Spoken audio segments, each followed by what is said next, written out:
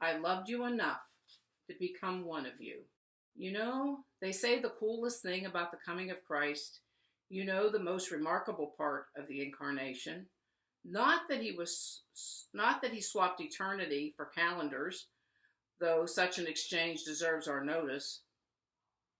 Scripture says the number of God's years is unsearchable, and that can be found in Job 36:26. We may search out the moment the first wave slapped on a shore or the first star that burst in the sky, but we'll never find the first moment when God was God. For there is no moment when God was not God. He has never not been, for he is eternal. God is not bound by time. But when Jesus came to the earth, all of this changed. He heard for the first time a phrase never used in heaven. That is, your time is up. As a child, he had to leave the temple because his time was up. As a man, he had to leave Nazareth because his time was up. And as a Savior, he had to die because his time was up. And for 33 years, the stallion of heaven lived in the corral of time. That's certainly remarkable, but there is something even more so. You want to see the brightest jewel in the treasure of incarnation? You might think it was the fact that he lived in a body. One moment he was a boundless spirit, the next he was flesh and bones. Remember those words of King David.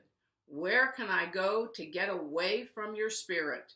Where can I run from you? If I go up to the heavens, you are there. If I lie down in the grave, you are there. If I run with the sun in the east and then settle in the west beyond the sea, even there you would guide me. And that is reading from Psalm 139. Our asking, where is God, is like a fish asking, where is water? Or a bird asking, where is air? God is everywhere, equally present in Peking or in Peoria, as active in the lives of Icelanders as in the lives of Texans. The dominion of God is from sea to sea and from the river to the ends of the earth, says Psalm 72. We cannot find a place where God is not.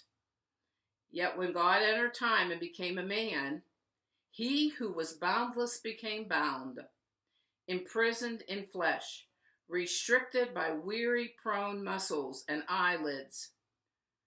For more than 3 decades, his once limitless reach would be limited to the stretch of an arm, his speed checked to the pace of human feet.